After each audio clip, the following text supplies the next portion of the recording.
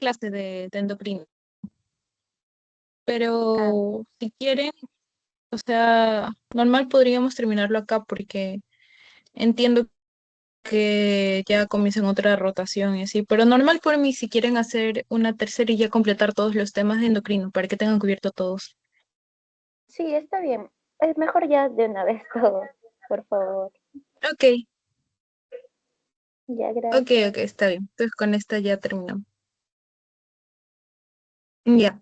Entonces, comenzamos con eh, todo, con la clase de hipopituitarismo e hiperpituitarismo. Como ven, es todo lo que tiene que ver con la hipófisis.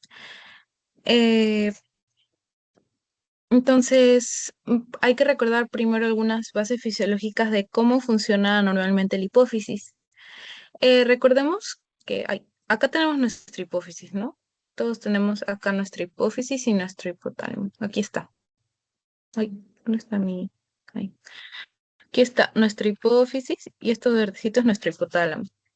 Entonces, normalmente esta hipófisis es la encargada de producir y, y almacenar gran parte, la mayoría de nuestras hormonas que van a tener control sobre un montón de cosas en nuestro organismo. Prácticamente, si no estuviéramos la hipófisis, seríamos como, no sé, humanos todos descontrolados, todos así bien desregulados. Entonces, el mecanismo es así, ¿no? Para recordar. Voy a dibujar acá un supuesto hipotálamo. Hipotálamo, tu hipófisis, y digamos que esta sea tu glándula. Mm, Cualquier glándula. Entonces, tomemos como ejemplo la hormona T, todo lo que tenga que ver con la tiroides, aunque ya lo habrán visto con José Luis. Entonces, el hipotálamo produce hormonas liberadoras. Se llaman liberadoras porque van a actuar en la hipófisis. Por ejemplo, la TRH es una hormona liberadora. R de release hormone y T de tiroides de tirotropina, hormona liberadora de tirotropina. Entonces, este compuesto, esta hormona liberadora, o sea, también es una hormona, ¿no? Pero su función es liberar otras. Va a actuar acá en la adenohipófisis, porque recordemos que la hipófisis tiene una parte anterior y una posterior, también llamada neurohipófisis, adeno y neurohipófisis, que es la posterior. Entonces, esta TRH va a actuar sobre la hipófisis y así va a inducir que en la hipófisis se produzca una segunda hormona llamada la TSH, la tan famosa TSH. Y esta TSH va a actuar ya en la glándula tiroides, supongamos que esta es la tiroides, se va a unir a sus receptores de TSH y va a inducir la producción de hormonas tiroideas como son T3, T4, ¿no? Eso es lo que pasa con normalmente todos los mecanismos hormonales. Tenemos muchos más como son muchas más hormonas liberadoras como la GnRH, hormona liberadora de gonadotropinas, la, la hormona liberadora de corticotropinas, RH. Luego tenemos la hormona de crecimiento y tenemos, y bueno, esas son las más importantes, etcétera. Y bueno, todas estas hacen lo mismo prácticamente. ¿Qué es lo que debemos recordar acá que es importante? Que entre hipotálamo, hipófisis y glándula va a haber feedbacks que van a ser positivos o negativos. Por ejemplo, si las hormonas tiroideas acá comienzan a aumentar, van a tener un feedback negativo sobre las dos anteriores. O sea, va a mandar señales al hipófisis y al hipotálamo, señales negativas. ¿Por qué? Porque es como que la glándula tiroides dice, mire, estoy produciendo un montón de hormonas tiroideas, ya no necesito más hipófisis, hipotálamo, ya no me manden más TSH, ya no produzcan más TRH para que ya no se aumente la producción de hormonas tiroideas. Y así sucede si es que el organismo detecta lo contrario. Por ejemplo, si hay una disminución de hormonas tiroideas, en vez de ser un feedback negativo, va a ser un feedback positivo. ¿Por qué? Porque si el organismo detecta, uy, no, me faltan hormonas tiroideas, entonces le va a decir hipófisis, hipotálamo, secreten más TRH, secreten más TSH también, para que me induzcan a mí la producción de más hormonas tiroideas. Digo, para que me... Ay, perdón. Sí lo dije, ¿no? Ya. Para que me induzcan a mí más producción de hormonas tiroideas porque ahorita estoy en un déficit. ¿Ok? Y así funciona todo prácticamente. Y este cuadro es que lo que resume todo. Es un cuadrito de un video de YouTube, de acá, bueno, acá están los créditos, que acá te da todas las hormonas, las que están en la neurohipófisis también, no se olviden que es la ADH y la oxitocina. Recuerden que la neurohipófisis en sí no produce estas hormonas, las almacena. Estas donde se van a producir en el hipotálamo, ¿ok? La ADH y oxitocina se producen en el hipotálamo y se almacenan en la neurohipófisis. No es como la adenohipófisis que sí va a producir su TSH, va a producir su GH, etcétera. Entonces tenemos acá todas, ¿no? Las que les dije, GnRH, TRH, CRH, dopamina y somatostatina, que son, así como hay factores liberadores, también hay factores inhibidores, que ahorita vamos a ver su función. Y así van a la hipófisis libera sus otras hormonas como FSH, LH, TSH, que ya vimos, CTH, etcétera, y se van cada una a sus respectivas glándulas a hacer su acción, y estas glándulas van a producir ya su producto final, entre comillas, ¿no? Entonces, eso como rapidito para repasar. Y ahora sí, hay que recordar que en el hipopituitarismo en general, ay, sí, no se ha ido el internet, ¿no? Ya, en el hipopituitarismo en general, tenemos que recordar que es hipo es bajo, ¿no? Bajo. Y pituitarismo tiene que ver con la glándula pituitaria, que es lo mismo que la hipófisis. Entonces, cuando decimos hipopituitarismo, nos referimos a una baja producción de hormonas pituitarias o baja producción de hormonas hipofisiarias, que son todas las que hemos dicho antes. Entonces, así tal cual como dice su definición, deficiencia parcial o total de hormonas hipofisiarias a partir de una o dos hormonas de la adeno y o neurohipófisis, ¿ok? Eso sería. Entonces, vamos a tener tipos. El primario es el que ocurre en la misma hipófisis, ¿no? Y en el secundario a nivel del hipotálamo. Tucu, tucu, tucu, tucu, tucu, tucu. Qué feo mi hipófisis, ya. Y el hipopituitarismo hay que recordar que es cuando ya es más de tres ejes según su teoría. Lo consideran panhipopituitarismo cuando ya se afectan más de tres ejes, ¿ok? Entonces, etiológicamente, esta es una tablita que me la robé de QXMedic porque la resume muy bien. Hay varias causas de hipopituitarismo. El más común en el adulto que se deben acordar es adenoma pituitario, es el adenoma pituitario, ¿ok? Es el más frecuente en el adulto. En el niño, ¿cuál es? El cráneofaringioma. Son las causas más comunes de hipopituitarismo. Son tumores. En adultos, el adenoma pituitario. En niños, el cráneofaringioma, ¿ok? Luego tenemos ya otras causas que obviamente, si hay isquemia, por ejemplo, vamos a tener disminución de irrigación a la hipófisis y ya saben que si un órgano no recibe sangre, no va a ejercer su función.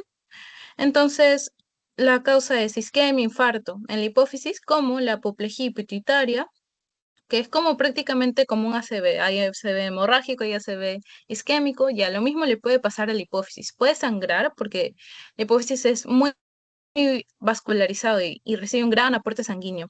O puede que se le dé un infarto, o sea, se obstruye un capilar y ¡pum! Se queda sin irrigación. Otro que no se deben olvidar es el síndrome de Sheehan, que lo vamos a ver más a detalle, que siempre es fijo en exámenes.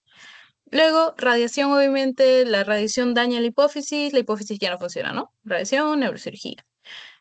Y ya va a haber causas hipotalámicas que las dejo ahí, que son muy parecidas a las que hablamos en la hipófisis. Cualquier daño que recibe el hipotálamo va a afectar en que le dé esas hormonas liberadoras a la hipófisis y así secuencialmente pues va a haber una deficiencia de estas hormonas, ¿no?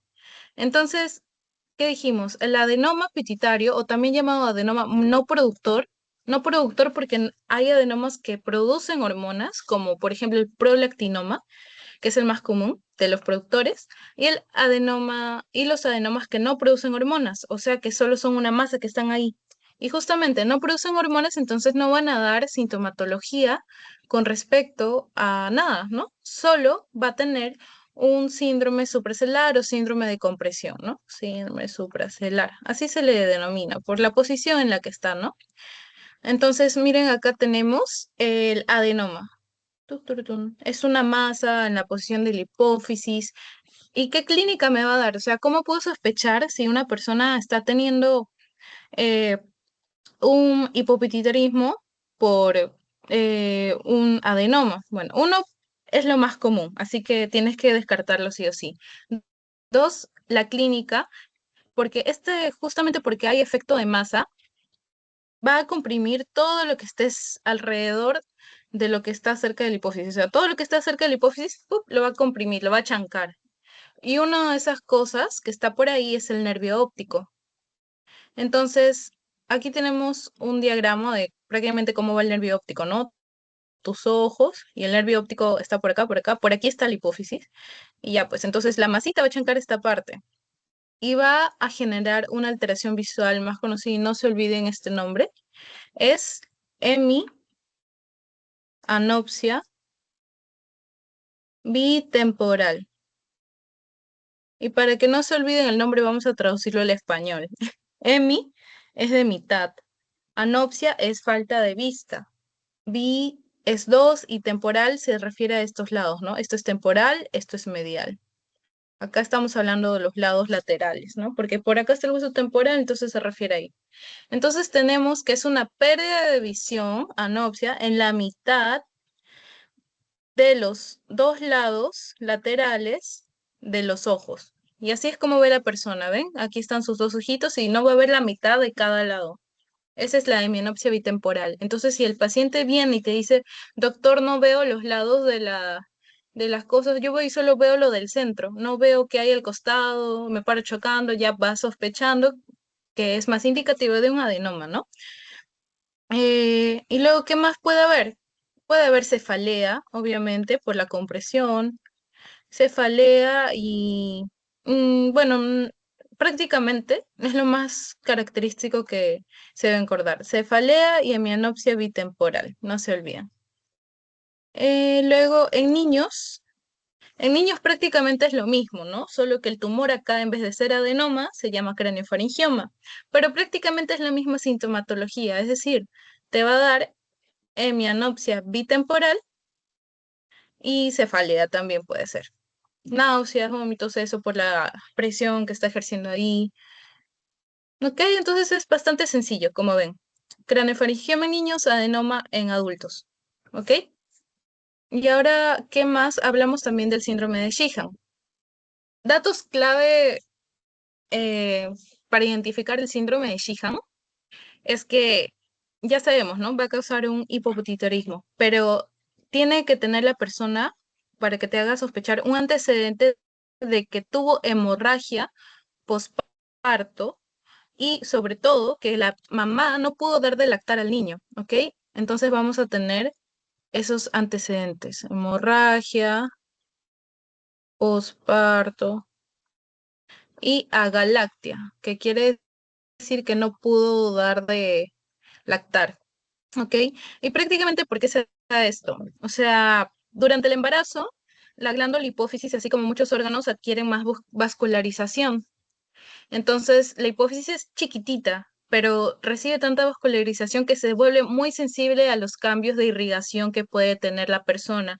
Entonces, si la gestante ha tenido una hemorragia, un desprendimiento de placenta o digamos hasta un shock hipovolémico, esa pérdida de sangre va a afectar, la hipófisis la va a sentir más, es muy sensible a esto.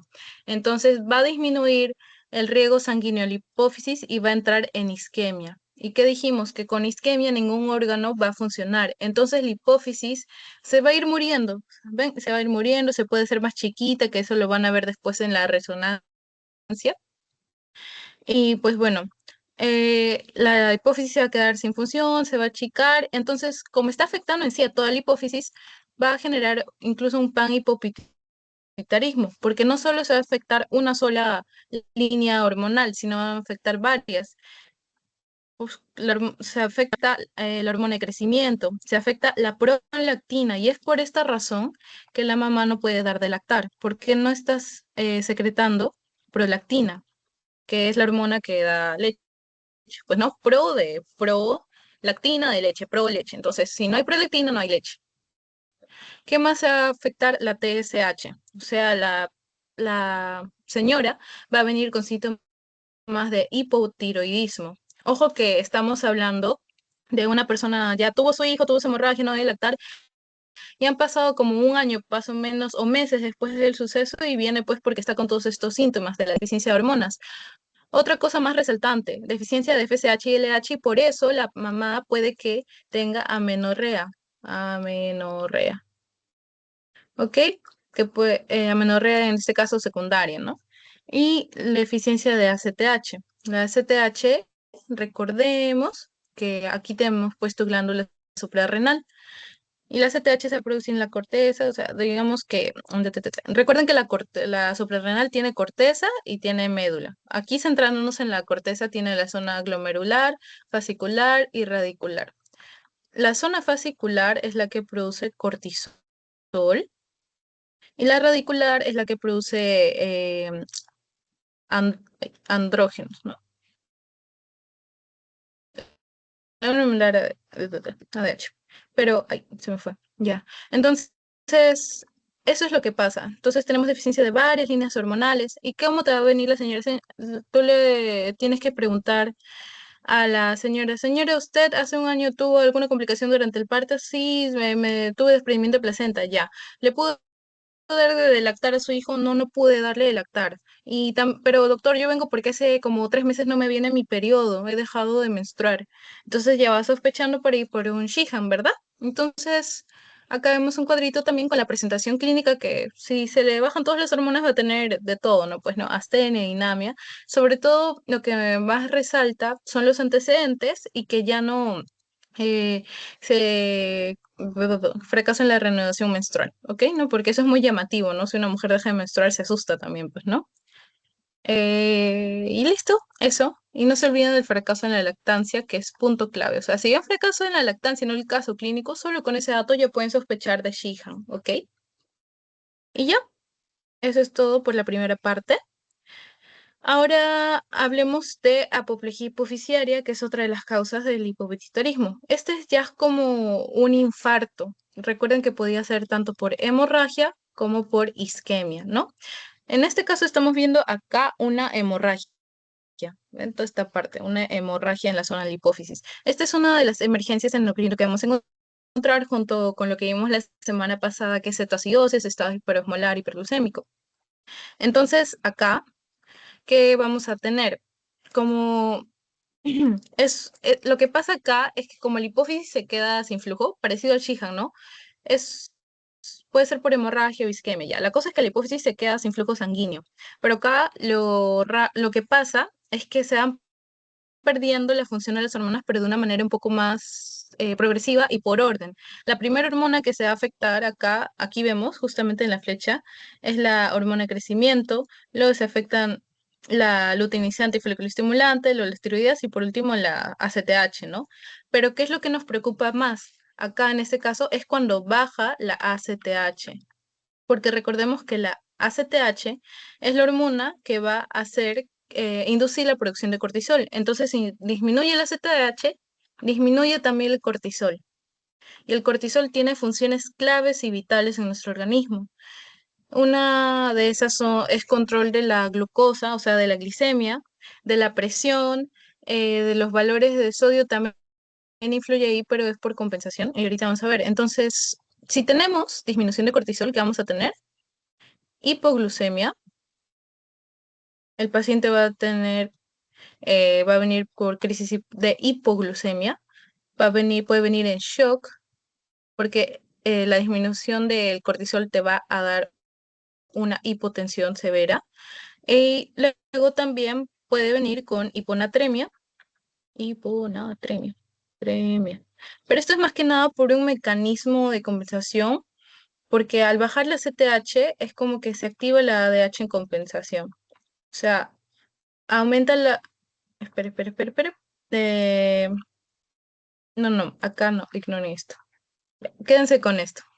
Hipoglucemia, hipotensión e hiponatremia, ¿ok? Eso es lo que más me preocupa en la apoplejía hipoficiaria. También llamada crisis addisoniana o crisis adrenal, ¿ok? Entonces, ahora, Si tenemos un hipopituitarismo en general, digamos que es de larga data, una cosa es un tumor se ve a larga data, o sea, no es que te aparece de la nada, ¡pum! Y el toque hace síntomas, ¿no? Normalmente va creciendo y creciendo y creciendo. Y digamos, si aparece en adolescentes y ya está siendo eh, clínica de que, o sea, la hipófisis, si tiene un tumor ahí, tampoco va a funcionar bien. Entonces va a haber deficiencia de estas hormonas y depende, pues, si aparecen adultos, en adolescentes, va a cambiar un poco la sintomatología, igual si es en mujeres o en hombres. Entonces, ¿qué es lo que vamos a resaltar más de acá? Si es en adolescentes y te va apareciendo un tumorcito ahí que impide que tu hipófisis funcione bien, lo que más va a afectar es que va a haber un retraso puberal.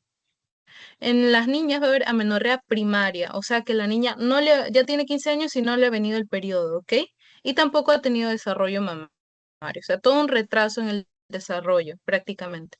En hombres, lo mismo, no va a haber retraso del desarrollo, o sea, no va a aumentar el volumen testicular, normalmente es mayor de 4 centímetros cúbicos para que se considere ya el comienzo de la pubertad, entonces los testículos del chico tienen 18 y ¡puf! Hasta ahora no le crecen. ¿Qué más? Retraso en el cierre epifisiario, que si les viene en el examen no se vayan a confundir, suena un poco paradójico, ¿no? O sea, porque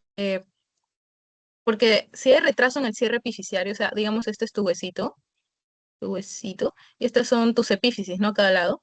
Entonces, acá hay unas plaquitas de crecimiento que normalmente cuando estamos chiquitos están abiertas y con el paso del tiempo se van cerrando.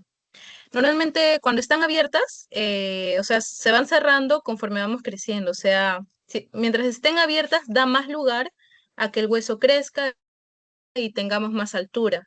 Y acá hay algo paradójico, digo, porque al haber un retraso del cierre epifisiario, o sea, estas van a permanecer abiertas por más tiempo,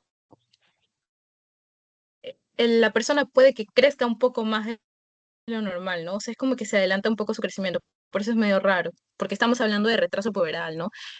Pero no se vayan a confundir. Si les viene retraso de cierre epifisiario como manifestación de hipopituitarismo en adolescentes, sí, sí marcan, sí es correcto, ¿ok? Las epífisis al final van a demorar en cerrarse y al principio el niño puede tener una talla más alta, pero como se van a cerrar tan rápido, al final va a crecer, va a dar como que su estirón un poco más alto que los demás y luego se va a quedar ahí. No va a crecer más porque ya sus placas se estarán como que cerrando al final. Pero en principio es un retraso, ¿ok? Retraso. ¿Y en adultos qué va a haber? Bueno, si acá había amenorrea primaria, en adultos va a haber amenorrea secundaria u oligoamenorrea, o sea, le viene poquita sangre. Sofocos, que es como uno de los síntomas de la menopausia, justamente porque están disminuyendo los estrógenos, porque no se induce la producción de esas hormonas por folículo estimulante y el FSH y LH. Puede haber hiperestrogenismo compensatorio y acá hay algo característico, caída de vello axilar y púbico. Esto más que nada tiene que ver con la producción de andrógenos, ¿ok? Andrógenos. Ok, o sea, esto es lo que se debe acordar. En adultos más resaltante es la oligomenorrea y caída de vello axilar y púbico.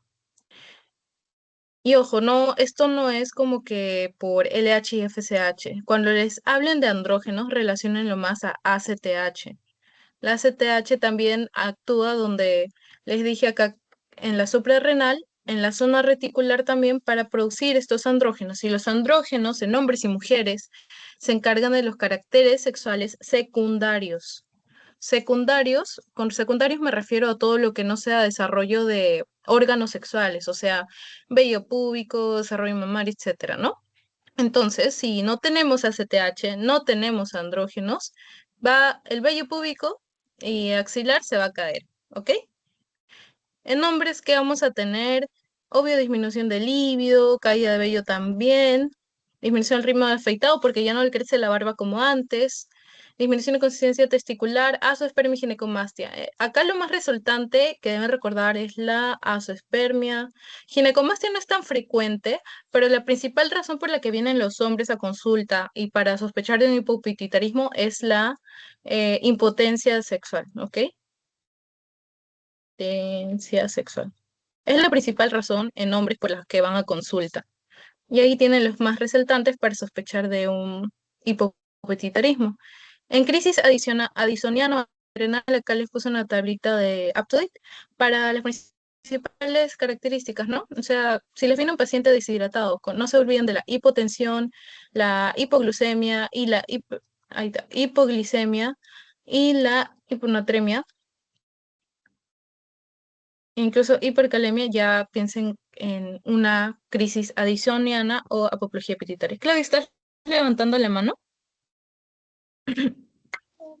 Sí, les haré una preguntita.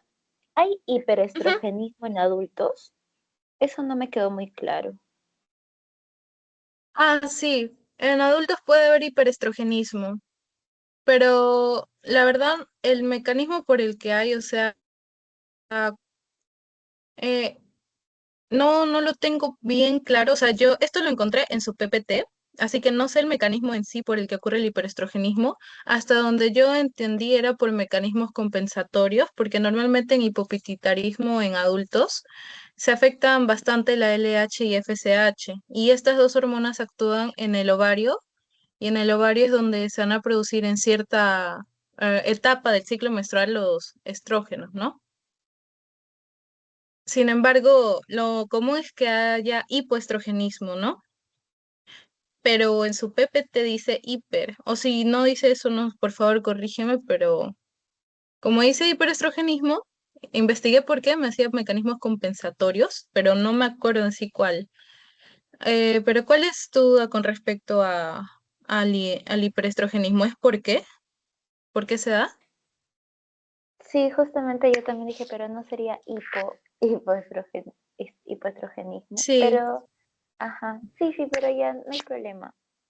a Ahí ver, lo veo acá. déjame, ¿sabes qué? Vamos, para esto se inventó la IA. Déjame consultarlo para quitarnos duda, porque recuerdo que no llegué a resolver esa duda en el momento. A ver. Mm, por acá lo había tenido. Voy a buscar. Mm, mm, en-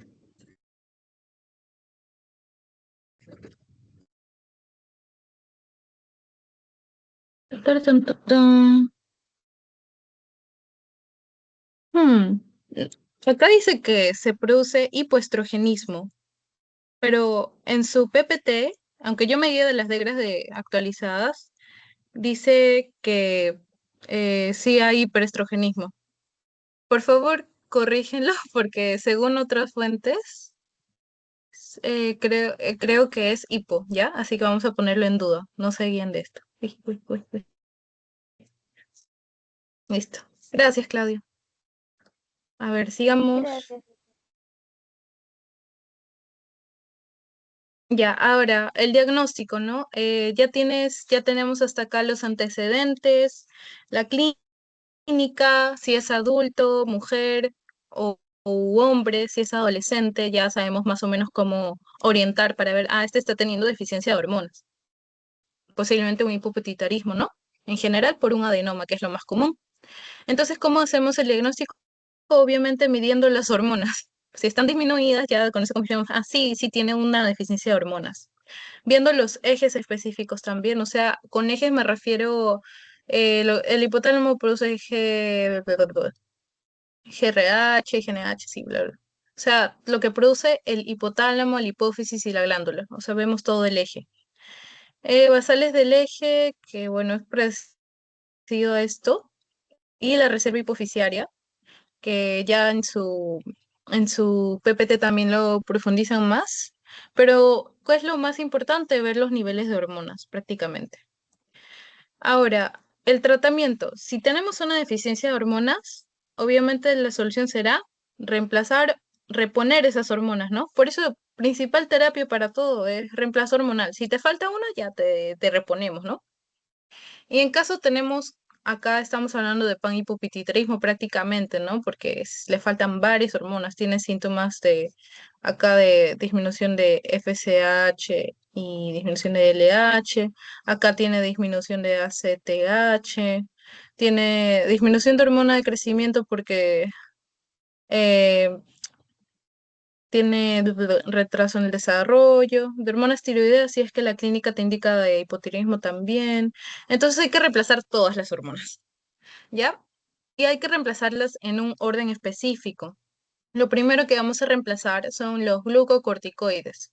¿Con qué? Con hidrocortisona.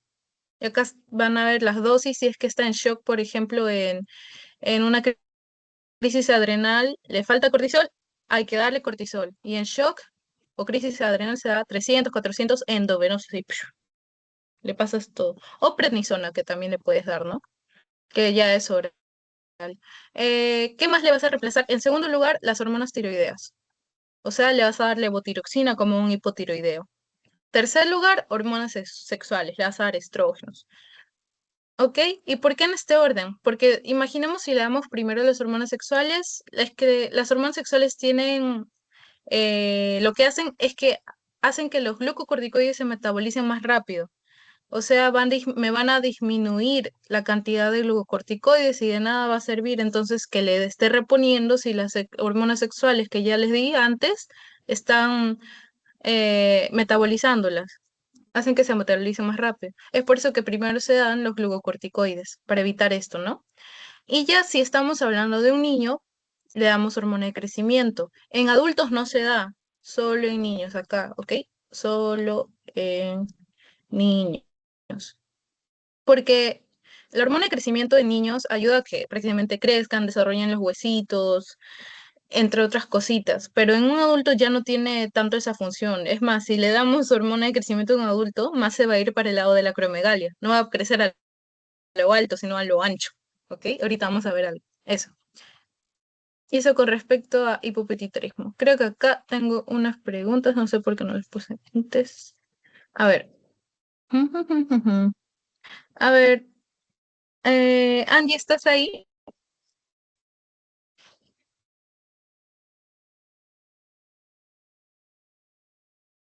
O si no, Claudia, para que me ayudes con este casito. Ya, ¿se me escucha? Ujú. Ya, a ver. Varón de 56 años nota pérdida gradual de la visión periférica y cefalea frecuente. Se siente cansado y con la capacidad disminuida para el ejercicio, que él habitualmente realizaba comparado al año anterior. Una resonancia magnética revela una masa pituitaria de 4 centímetros que se extiende hacia arriba. Uy, ¿Cuál es el de... pero ya. Ya. ya. A ¿Cuál ver, es tú el me dices diagnóstico? si la descartas, te quedas o en duda. Ya, bueno, tiene más Ah, de 1 centímetro la masa pituitaria, o sea, es un macroadeno humano.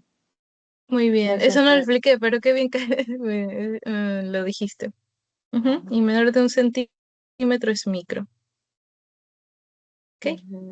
Además, generalmente eh, los macroadenomas no funcionantes son los que causan la clínica compresiva, ¿no? O sea, la Ujú, dificultad en la visión que menciona y la cefalea, ¿no? Que son los síntomas compresivos. ujú.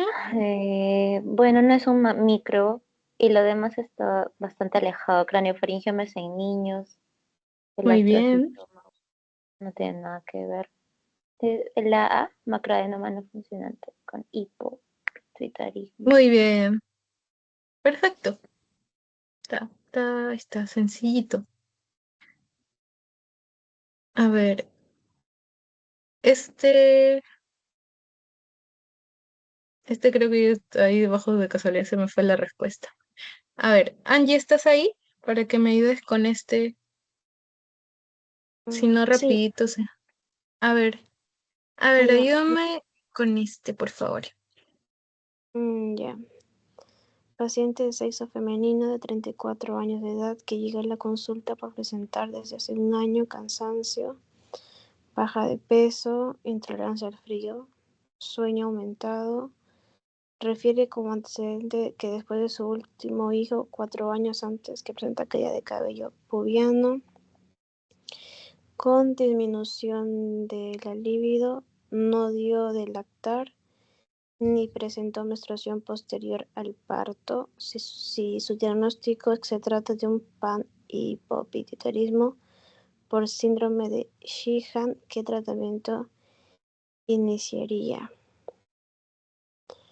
Sería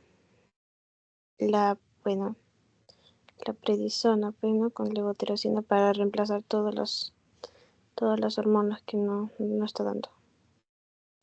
Ujú, muy bien. Comienzas con los corticoides. Ujú. Puede ser hidrocortisona o levotiroxina. Corticoides. Luego te vas a las hormonas tiroideas y luego las hormonas sexuales. Y si fuera niño, la hormona de crecimiento además. Muy bien, esta es la respuesta. En ese orden. No, si les ponen otro orden, descarten, porque sí o sí tiene que ser en ese orden. Ah, este ya facilito, por ejemplo. 32 años, presentivo de Sheehan. Dato en historia clínica fundamental es... ta, ta, tan, La ta, tan, ta, galáctea ta, ta, ta, tan. postparto. Muy bien. Ajá.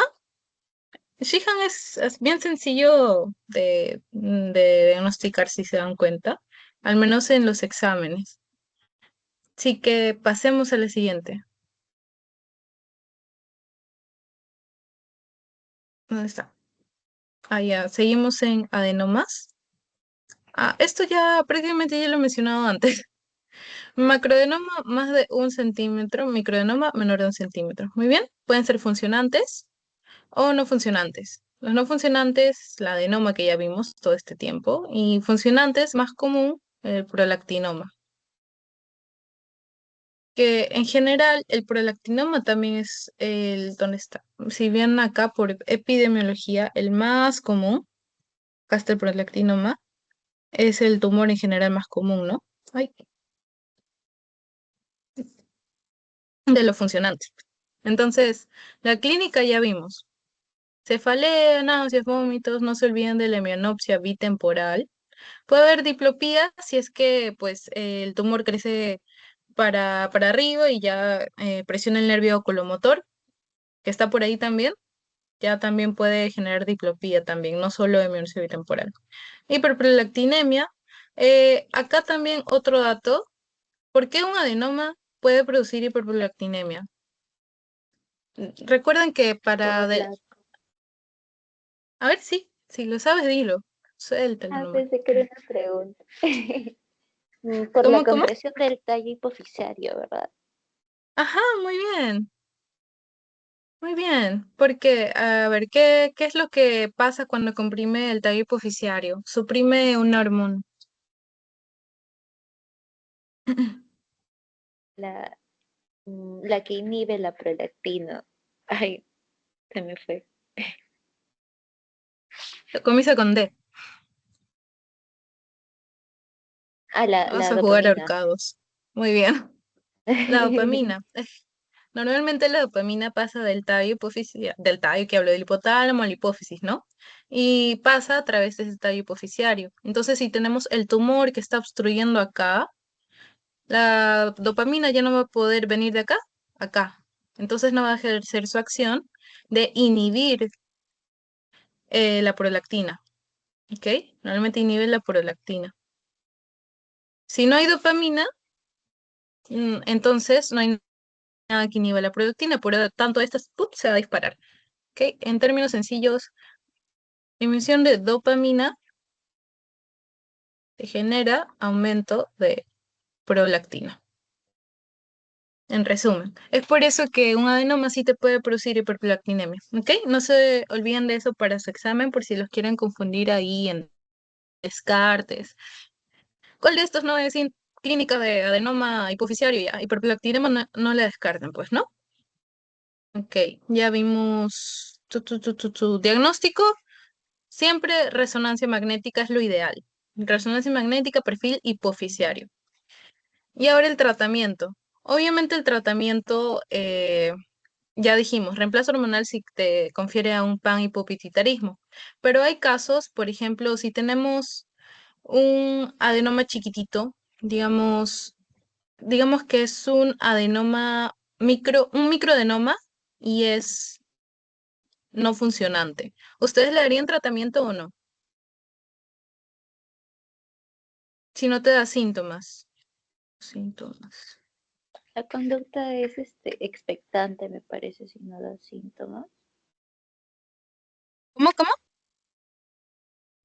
Me parece que la conducta es expectante si no da síntomas.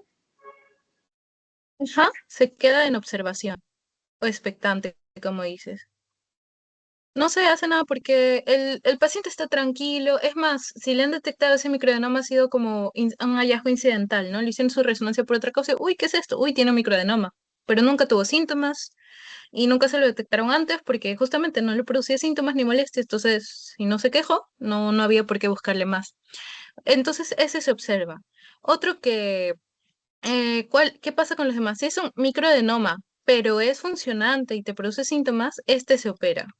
Si es un macroadenoma y produce síntomas, también se opera, obviamente.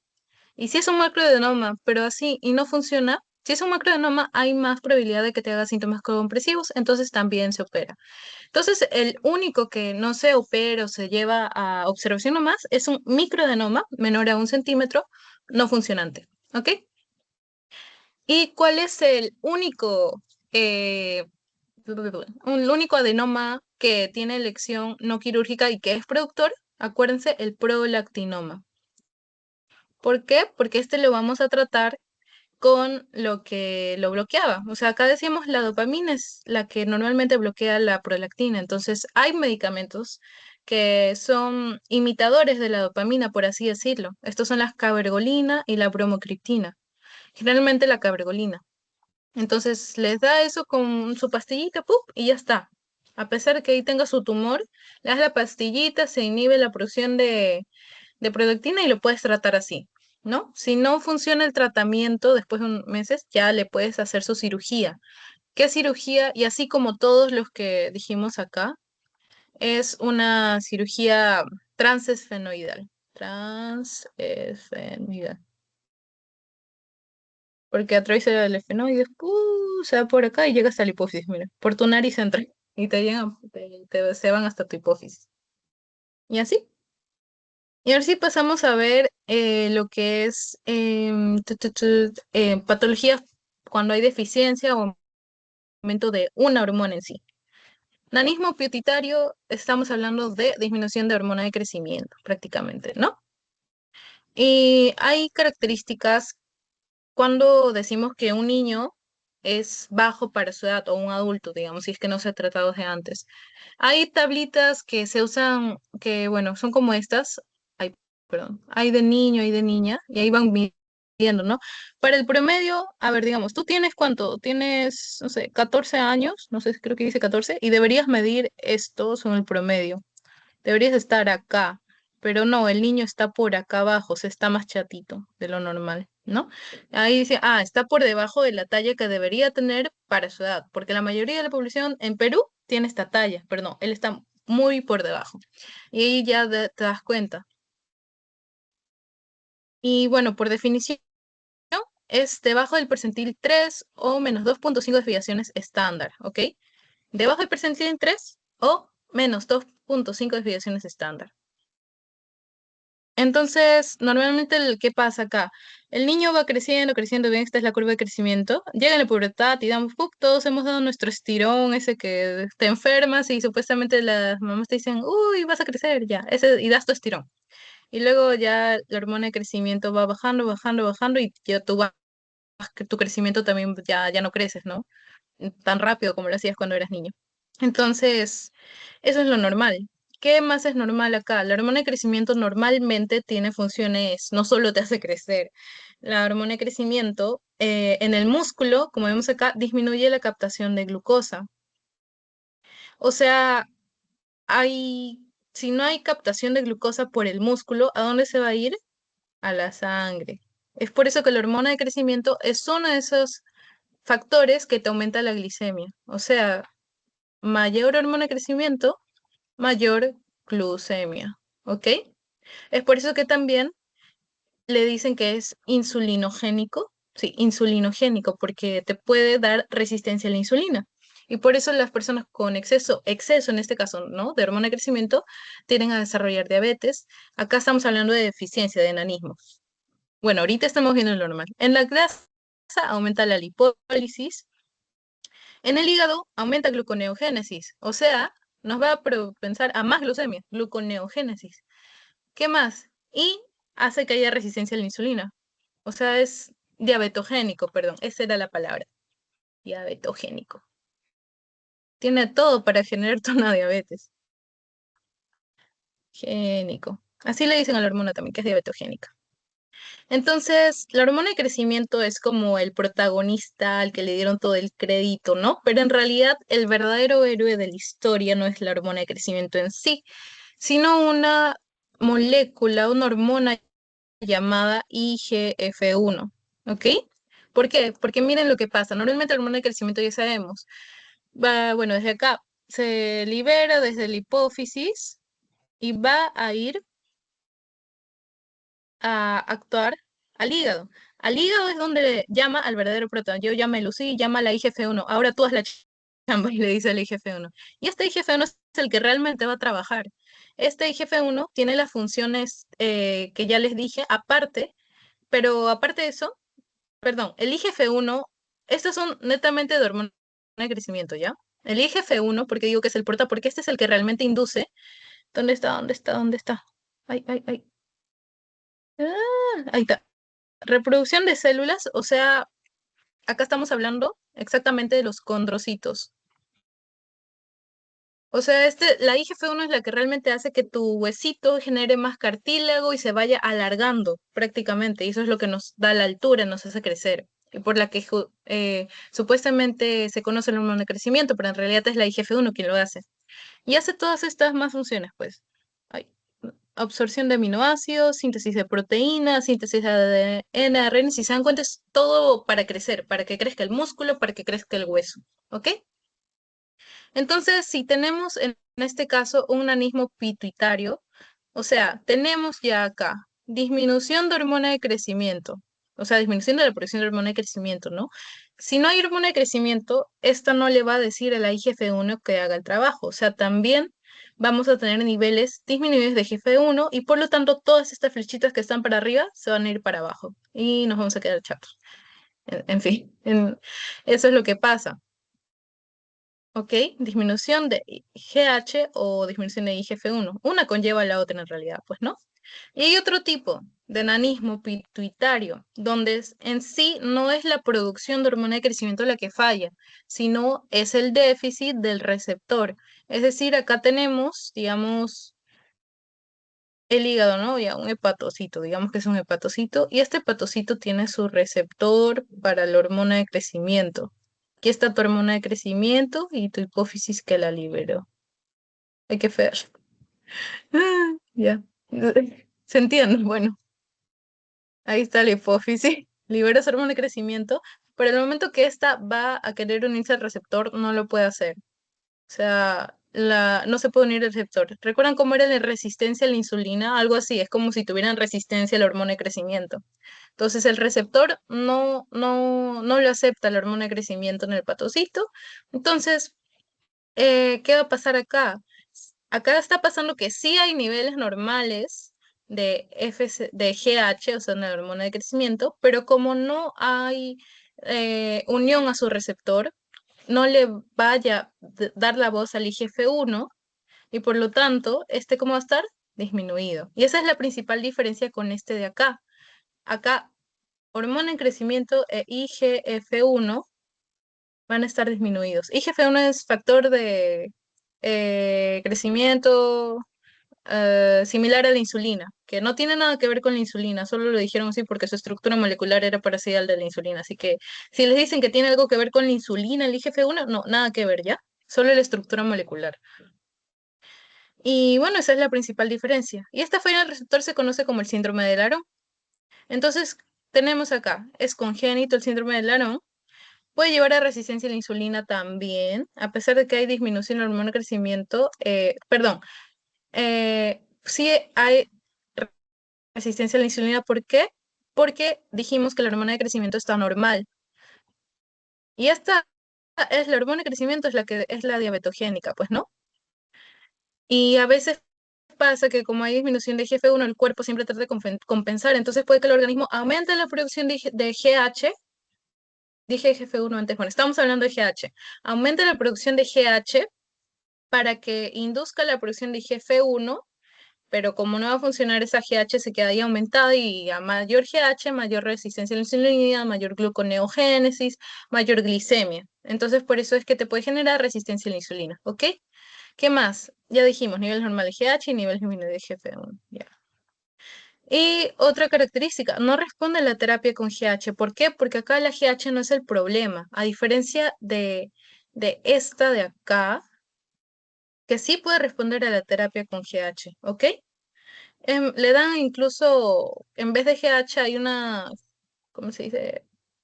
Terapia recombinante de IGF-1, o sea, fármaco recombinante de IGF-1, que es como una IGF-1 que la han fabricado, sintética la han imitado y con esa le dan a ambos, pues, ¿no? IGF-1, porque la IGF-1 sí es que sí va a funcionar para ambos. En cambio, recuerden que la ARON no responde a GH, ¿ok? Entonces, diferencias clave. El GH1 está normal en la ARON, en el nanismo pituitario está disminuido, ¿ok? Son dos cosas distintas, perdón. Nanismo pituitario es acá, la ARON es aparte. Otra cosa, la ARON no responde terapia con GH, el nanismo sí puede. Y el síndrome del Aarón te puede producir resistencia a la insulina. ¿Ok? Esas son las diferencias. Ahora, a nivel clínico, en general, no hay mucha diferencia. O sea, si tú ves una persona baja de tamaño y ves que tiene nanismo pituitario, ¿cómo puedes diferenciar clínicamente si es un nanismo pituitario o un síndrome del Aarón? No hay mucha diferencia en realidad, no más que en ambos primero van a tener talla corta, la facies va a ser como de un niño, esa es la característica de un niño. Otra cosa, peso y talla del nacimiento normal, no es que nazcan chiquititos, no, la hormona va ejerciendo su función conforme crecen y ahí es donde van retrasándose en el crecimiento. Puede tener hipoglicemia al nacimiento, esto también, velocidad de crecimiento menos a 4 centímetros, obesidad troncal y asociada a micropene. ¿Qué es lo que, más o menos, según su teoría, en síndrome de Laron, ven acá, pueden tener una frente prominente y un mentón hendido ahí. Mentón hendido. Esas son las principales diferencias, porque en sí, clínicamente van a tener el mismo fenotipo, ¿no? Y acá tenemos, pues, ¿no? Bueno, acá mismo dice, no se ve muy bien, perdón. Frente prominente, puente nasal hundido, mandíbula y mentón pequeños, y así. La voz aguda, hiperhidrosis, hipoplasia genital, poca masa muscular, etcétera. Y así, eso es con respecto a hormona de crecimiento. Y en hiperprolactinemia ya es más sencillo. Ya les he hablado de la prolactina, quién la inhibe, quién la induce. Entonces, recuerden que siempre hay que descartar en caso que tengamos síntoma de hiperprolactinemia. O sea, tenemos una mujer que viene con galactorrea, te viene, doctora, vengo porque, una mujer de 22 años, vengo porque me he comenzado a salir leche de la mama y yo no estoy embarazada ni he tenido hijos. Y es más, hace tiempo, hace como 5 meses no me viene mi periodo. Ya, ¿y qué vas a estar pensando? Prolactinemia, hiperprolactinemia. ¿Por qué? Porque a pesar de que es recuerden la hiperprolactinemia, la prolactina solo tiene que ver con la producción de leche, no se vayan a confundir con la LH y FSH. Es más, la prolactina inhibe estos dos. Entonces, si no tenemos FSH y LH que se encargan de prácticamente tu ciclo menstrual, no vas a tener menstruación. Y por eso que la paciente te va a venir con amenorrea y, ay, estamos hablando, sí, sí, sí, de hiperprolactinemia. Y galactorrea de por sí porque ya tiene aumento de prolactina, ¿ok? Entonces, aumento de prolactina inhibe LH y FSH. Por lo tanto, da amenorrea. Y por el exceso de prolactina en sí ya te va a dar galactorrea, ¿no? Y si no te da tu periodo, obviamente tienes infertilidad. en mujeres. En hombres también puede dar galactorrea, es menos común. Más común que la galactorrea es ginecomastia, pero más común incluso que la ginecomastia es la disfunción eréctil. ¿Ok? Eso es lo que mayormente en los hombres se da. Entonces, como les dije, tenemos ya esta paciente que vino a tu consultorio y tú ya sospechas de una hiperprolactinemia, pero sí o sí tienes que descartarle que no tenga una hiperprolactinemia fisiológica. Una de las causas, ¿cuál es? Embarazo. O sea, tú le tienes que sacar su test de embarazo. Entonces, si te viene un caso clínico de paciente con sospecha de hiperprolactinemia, ¿cuál es el primer paso a seguir? Descartar embarazo con test de embarazo o hormona gonadocoriónica humana, etcétera, ¿no? Que esté lactando, cervicícola no fibrosa, proctinoma, hipotiroidismo también te puede dar, y así. Algo importante, algo importante que tienen que recordar acá es sobre los antipsicóticos y antidepresivos, que también lo preguntan. También te pueden dar hiperprolactinemia, ¿ok? Así rapidito. El diagnóstico, obviamente vas a dosar las hormonas para ver.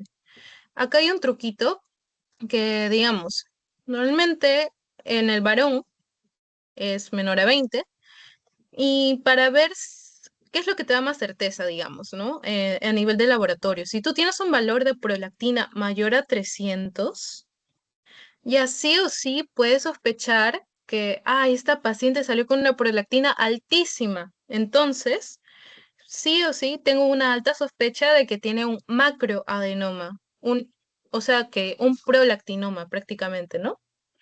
Si te sale no tan alta, menor a 100, ya puedes sospechar pues, que tengo un microadenoma, ¿no? Pero si te sale mayor a 300, así que asusta, ya puedes decir muy, muy sospechoso de macroadenoma, un prolactinoma macroadenoma, pues, ¿no? Un prolactinoma grande.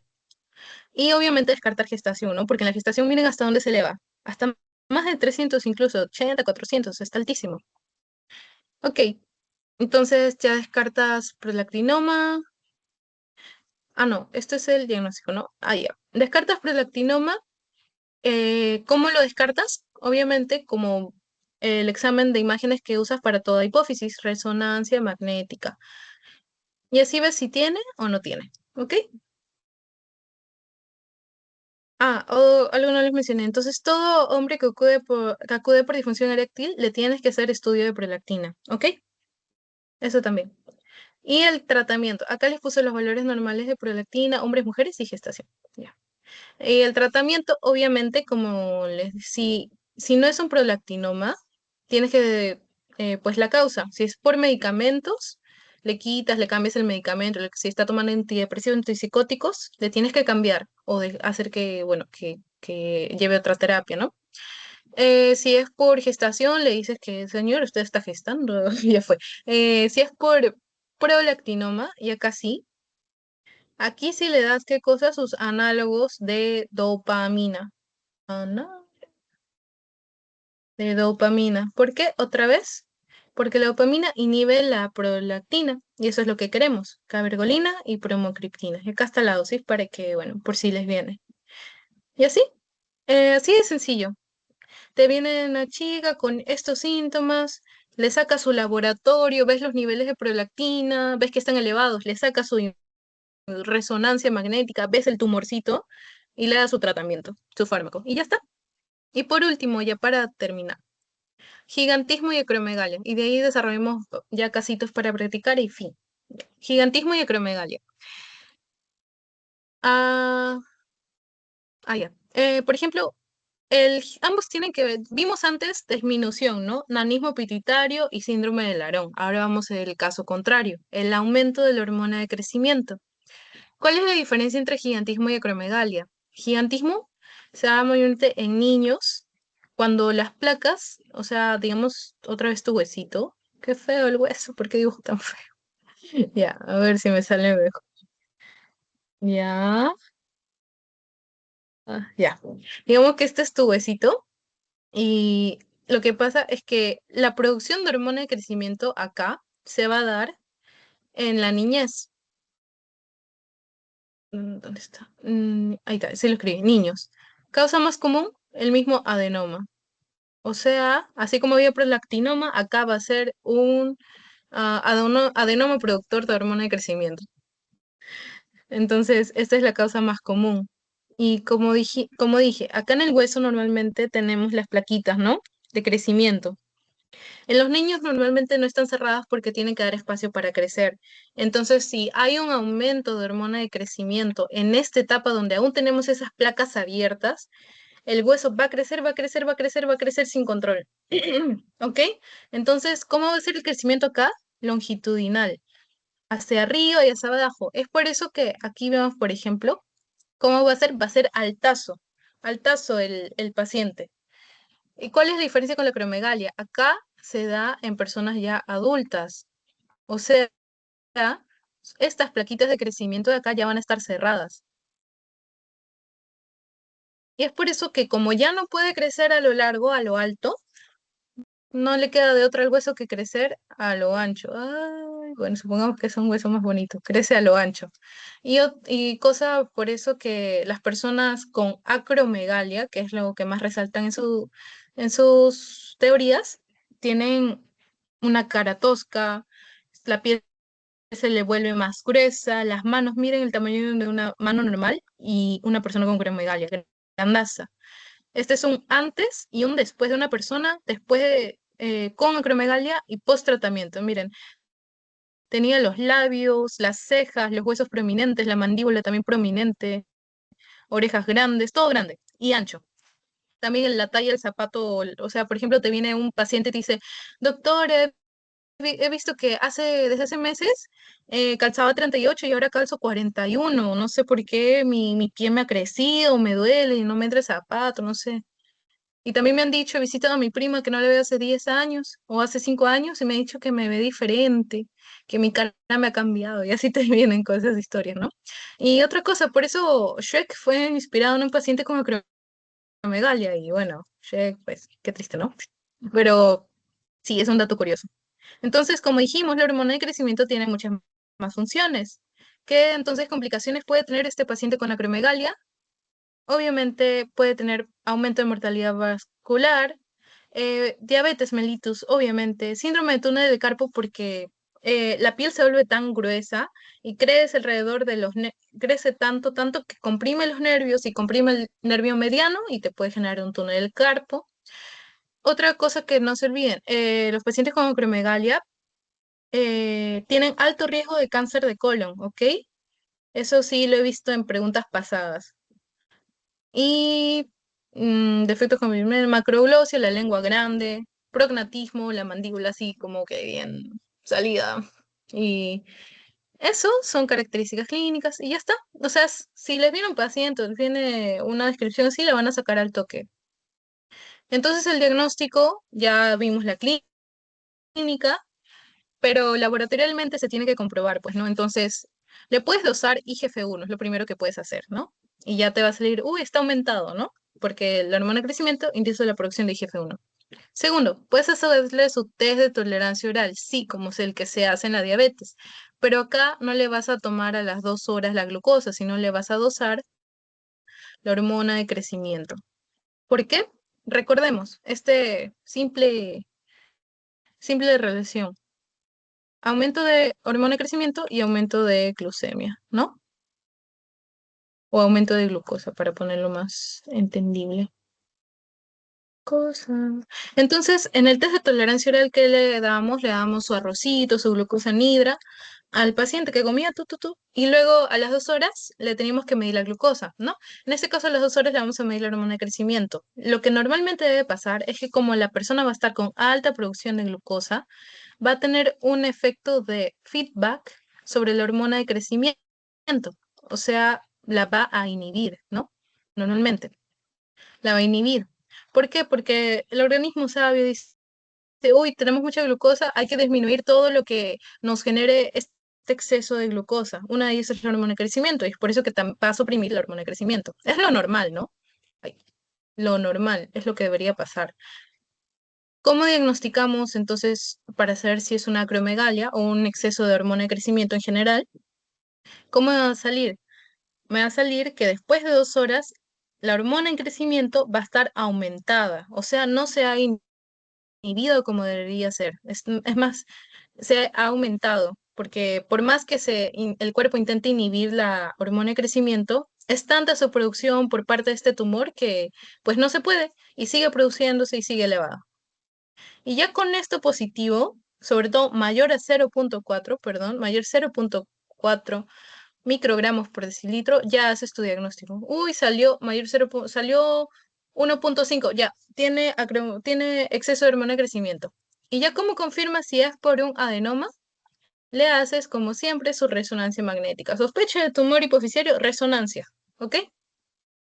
Y tratamiento, el tratamiento acá de preferencia es quirúrgico, pero mientras lo preparan todo, le puedes dar electrotie. Electrotie, ¿qué es? Es un análogo, ¿dónde está? Ahí está, análogo de somatostatina. Tu, tu, tu. Prolactina. Así como en la prolactina, la que la inhibía era la dopamina, acá la hormona de crecimiento es inhibida por la somatostatina. Ay, acá ya estaba yo escribiendo. ¿Ok? Entonces, ese es el tratamiento final. Y fin, eso es todo.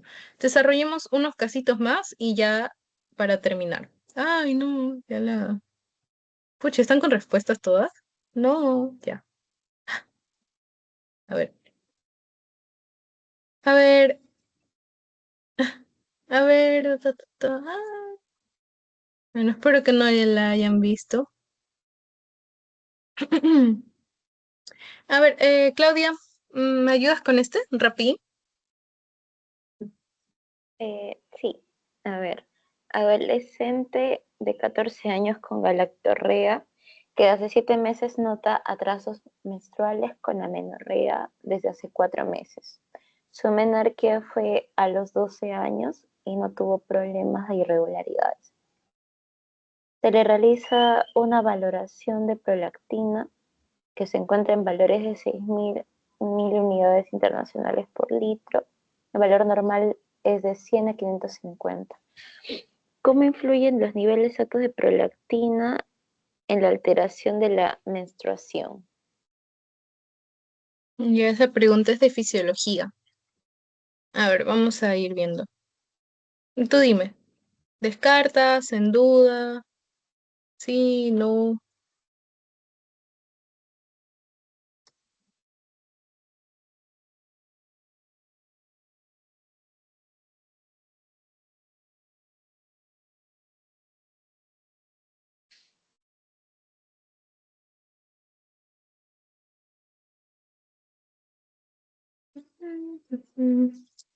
¿Tienes alguna que sugieres? Solamente, ya, ahora sí ya lo veo todo. No había visto Ah, todo. Sí, a ver.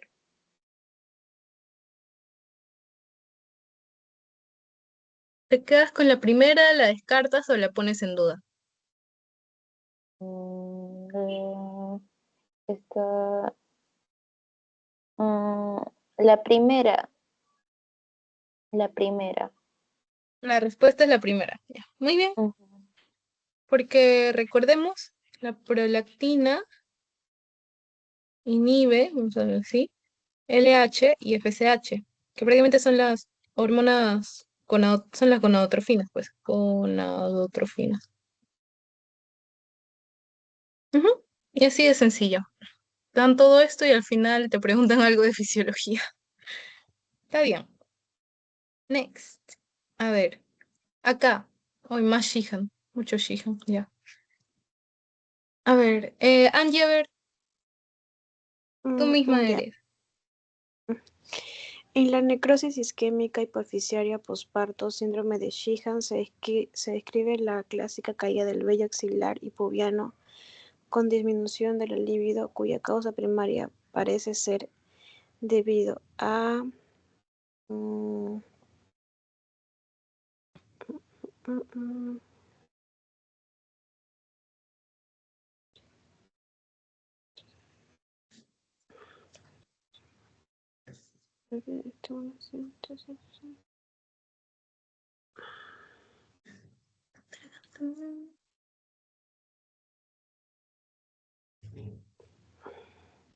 ¿Cuál tienes duda? ¿Cuál te quedas o cuál descartas? O ya de una vez la respuesta, si es que sabes. Mm, mm, mm, mm. Bueno, eso de la pérdida del estímulo de la prolactina en el eje gonadal, bueno, creo que así no va. Ya la Em, descartas. alteración de los niveles de dopamina y aumento de la secreción. También es un...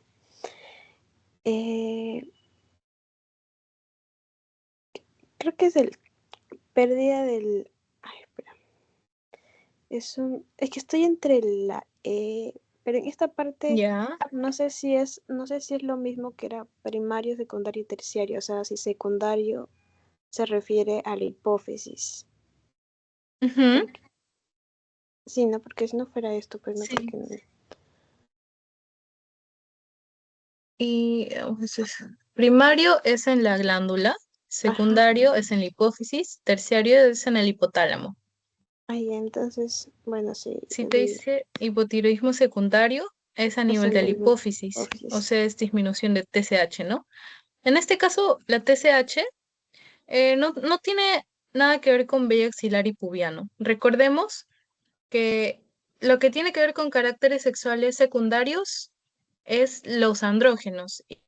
¿Y quién estimula los andrógenos?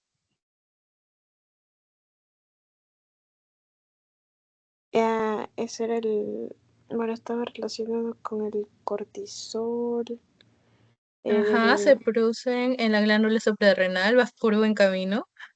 ajá, Ay, en la que hay tres. corteza, ajá, fascicular y reticular. Acá se producían los andrógenos. Pero ¿quién estimulaba esto? La hipófisis producía alguien que los estimulaba. Ay,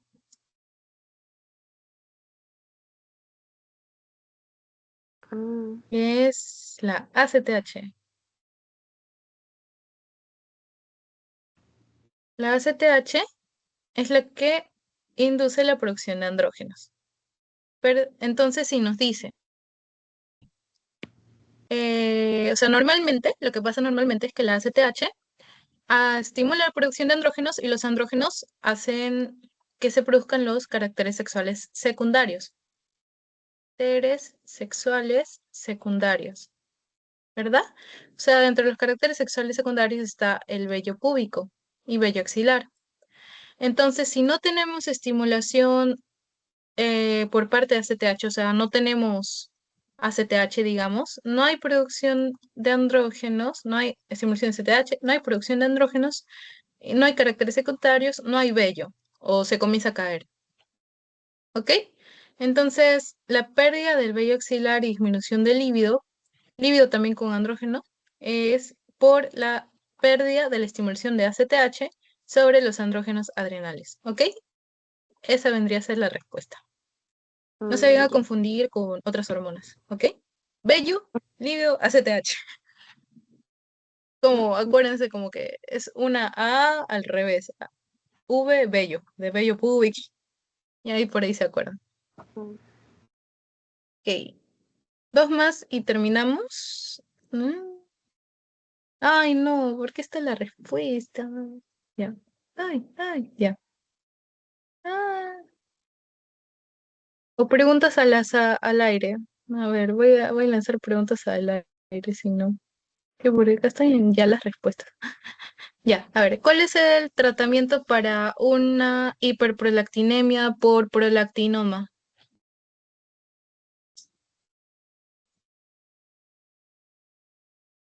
Pueden decir nombre de medicamento, cualquier palabra que se acuerden o en sí el tipo de medicamento o qué le debería dar o lo pero.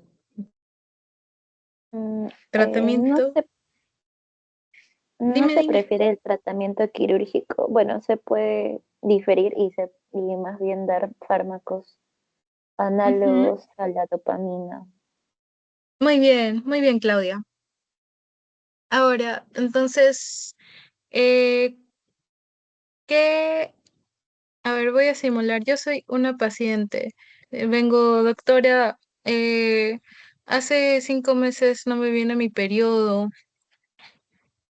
y también he notado que se me cae el vello púbico, el vello axilar, me siento cansada, tengo mucho frío y hace 2 años, bueno, el paciente no te lo va a decir así, ¿no? Hace 2 años no pude dar de lactar a mi hijo cuando lo tuve.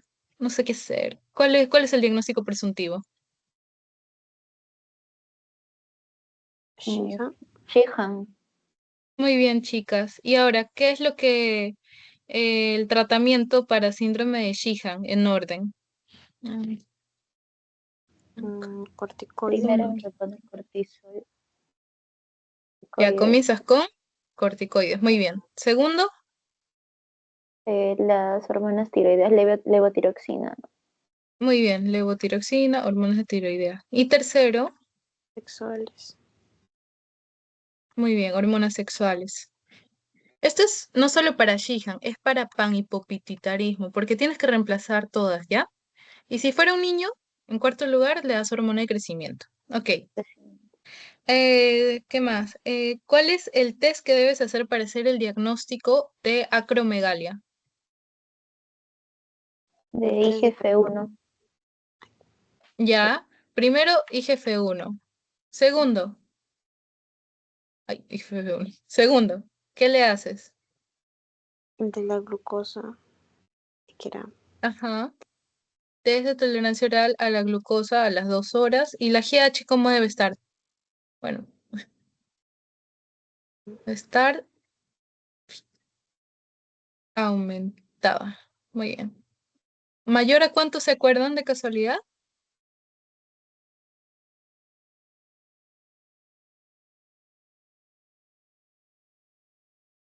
Vamos a ponerle 3, 2, 1, cero 3, punto cuatro.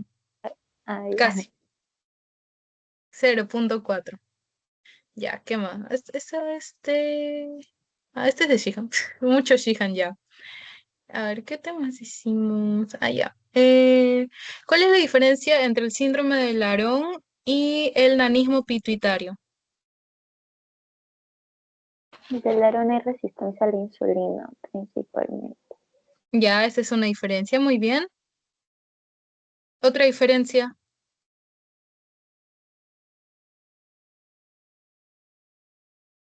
Creo que el arón estaba relacionado a los receptores eh, Ajá. y la otra estaba más que todo la hormona de crecimiento. Muy bien. O sea, en el Laron hay alteración del receptor. El receptor no reconoce a la hormona de crecimiento. ¿Y cómo se traduce esto en el laboratorio? ¿Cómo va a estar la GH y la IGF-1 en Laron y en nanismo?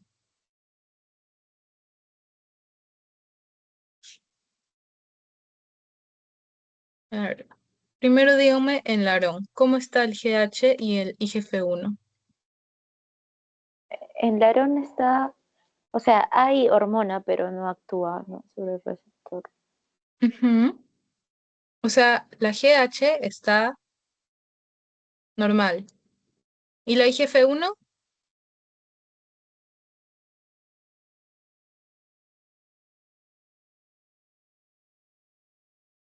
Recuerden que la GH induce la liberación de IGF-1. Entonces, Normal también.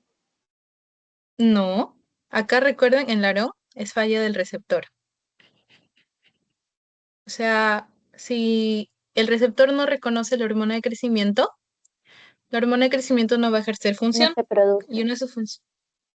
¿Cómo? no se produce, ¿no? Estaría disminuido. Ajá, muy bien. La IGF-1 no va a ser inducida por la hormona de crecimiento porque esta no ha sido reconocida, no ha ejercido su función, entonces esta está disminuida. Y en nanismo, ¿cómo va a estar las dos? Disminuidas. Muy bien. Es el laboratorial. A ver, una más complicadita, más rebuscadita. Ta, ta, ta, ta, ta. Una más rebuscadita que les puede venir en examen. Ay, ¿por qué no me carga?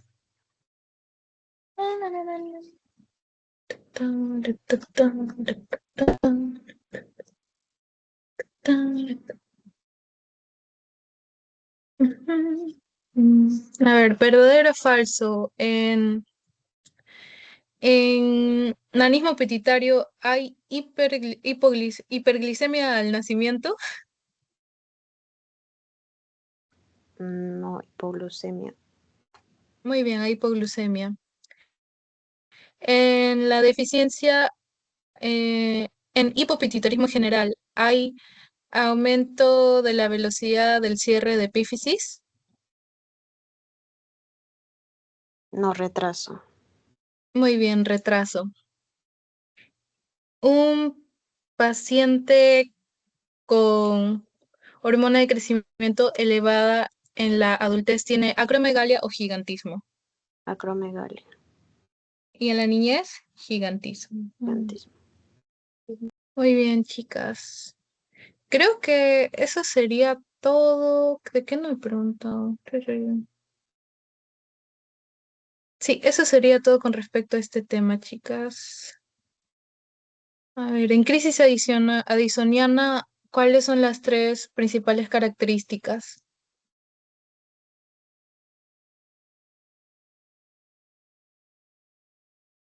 Hay hipo, La hipo, hipotensión, ajá, hipotensión, son tres. Y hipo, hipoglicemia, hipotensión, ujú, hipotensión, hipolicemia, y falta uno, hiponatremia. hiponatremia, sí. Muy bien. Muy, muy bien, chicas, eso sería todo. Ya practicamos la hipófisis y todas las desregulaciones. Ah, ya, la IGF-1 también se conoce como somatomedina. Eso me olvidé decirles. Y listo, eso sería todo, chicas. Voy a dejar de grabar. Lucero,